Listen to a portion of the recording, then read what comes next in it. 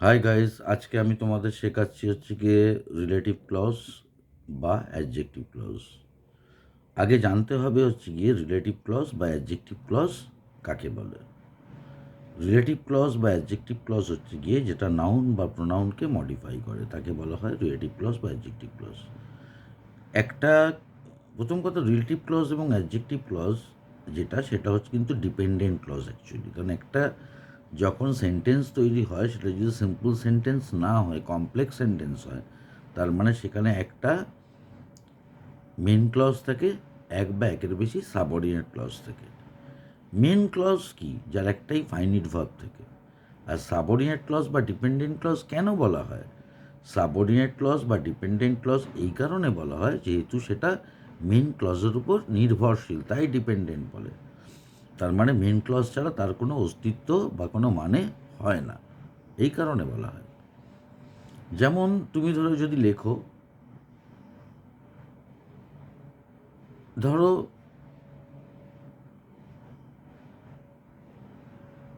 I know the girl, আমি মেয়েটাকে চিনি। হু ইজ আ সিঙ্গার, যে হয় একজন সিঙ্গার।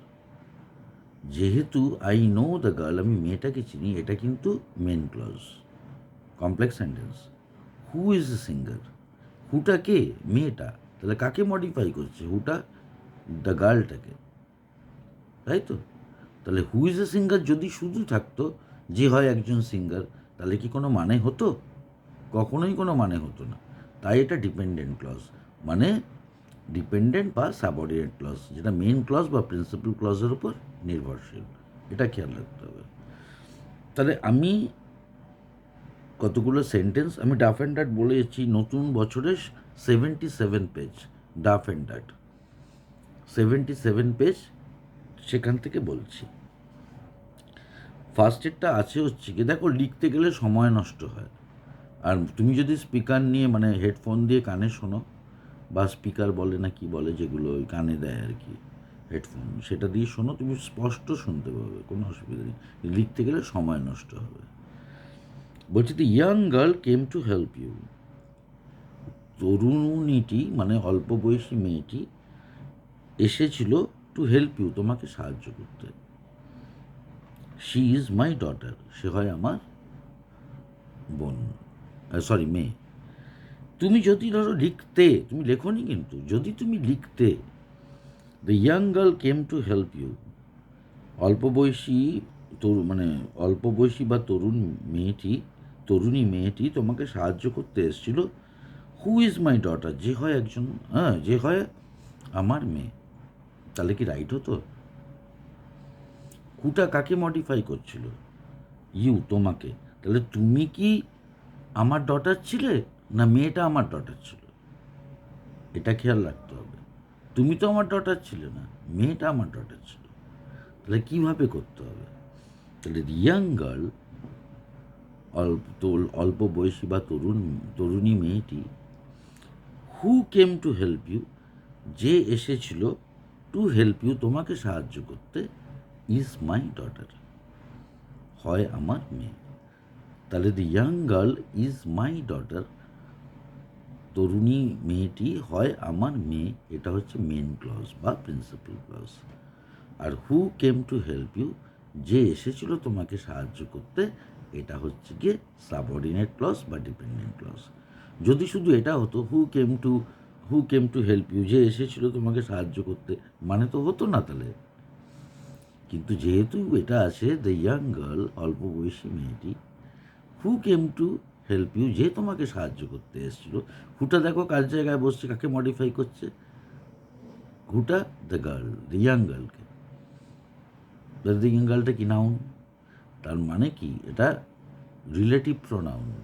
হুটা কি রিলেটিভ প্রোনাউন, যেটা হচ্ছে গিয়ে নাউন বা প্রোনাউনকে মডিফাই করে। বুঝতে হবে ব্যাপারটা, সোজা একদম, একটু মন দিয়ে শোনা, আর কিছু না। এর পরেরটা বলেছে the papers were recently purchased, কাগজগুলো সম্প্রতি কেনা হয়েছিল।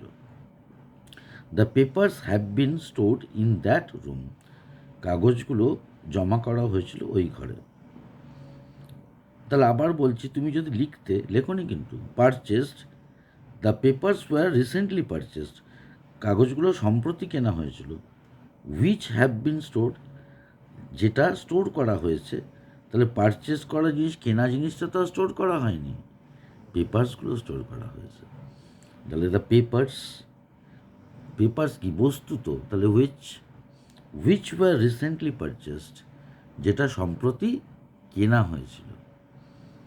Have been stored in that room, সেগুলো জমা করা হয়েছে ওই ঘরটায়। তাহলে the papers have been stored in that room, এটা হচ্ছে মেন ক্লজ বা প্রিন্সিপাল ক্লজ। আর হুইচ ওয়ার রিসেন্টলি পারচেসড, যেটা সবেমাত্র কেনা হয়েছিল, সেটা হচ্ছে গিয়ে সাবঅর্ডিনেট ক্লজ বা ডিপেন্ডেন্ট ক্লজ। বুঝতে পেরেছ? আরেকটা বলছি, আমি ছোট ছোট ভিডিও বানাবো। তাহলে আমি যদি ছোট ছোট ভিডিও বানাই, তোমরা তাতেই বুঝে যাবে বড় ভিডিও করার অকারণে কোনো প্রয়োজন নেই। Rather this is a kind of wasting time or waste of time. I don't like that someone will waste his or her time. কোনো প্রয়োজনই নেই, একেবারে একদম সোজা। A man made this statement, বলছে একটা লোক তার এই কথাটা বলেছিল। ইজ দিস দ্য ম্যান, এই লোকটা কি সে? তাহলে ইজ দিস দ্য ম্যান, এই লোকটা কি সে? হু, যে, মেড দিস স্টেটমেন্ট, যে স্টেটমেন্টটা করেছিল বা দিয়েছিল। তাহলে ইজ দিস দ্য ম্যান, এই লোকটা কি সে? হু মেড দিস স্টেটমেন্ট, যে এই স্টেটমেন্টটা দিয়েছিল। তাহলে এই যে ম্যান, ম্যানটার পরে হুটা বসছে, এটা বুঝতে হবে। এটা ভুল করলে চলবে না একদম। অনেকেই কী করে, তারপরে হু হুইচ বসিয়ে দেয়, কিন্তু ব্যাপারটা বোঝে না যে ওইটাকে মডিফাই করছে না। আরেকটা বলছি, দিস ইজ দ্য হাউস, এই হলো বাড়িটা। We were born and brought up here, আমরা জন্মেছিলাম এবং বড় হয়েছিলাম এখানে, লালন পালন হয়েছিলাম, লালিত পালিত হয়েছিলাম এখানে। তাহলে দিস ইজ দ্য হাউস, এই হলো বাড়িটা। তাহলে এখানে ডাইরেক্ট চলে আসছে, দিস ইজ দ্য হাউস, এই হলো বাড়িটা। ওয়্যার, যেখানে, we were born and brought up, যেখানে আমরা জন্মেছিলাম এবং লালিত পালিত হয়েছিলাম। ওকে, তাহলে রিলেটিভ ক্লজ বা অ্যাডজেক্টিভ ক্লজটা খুব একটা শক্ত জিনিস না। One thing I must say, that if you learn attentively, if you learn passionately, if you learn dedicatedly, if you learn seriously, then you can learn. It cannot be a problem. I am here to teach you every day. Every day I will upload so many videos so that you can learn and you can execute each and everything on papers in the examination hall. This is my promise, because education is my passion. At the same time, this is my profession. If you are not passionate, you cannot be a good professional. Okay, till then, ciao, abar dekha hoga, bye.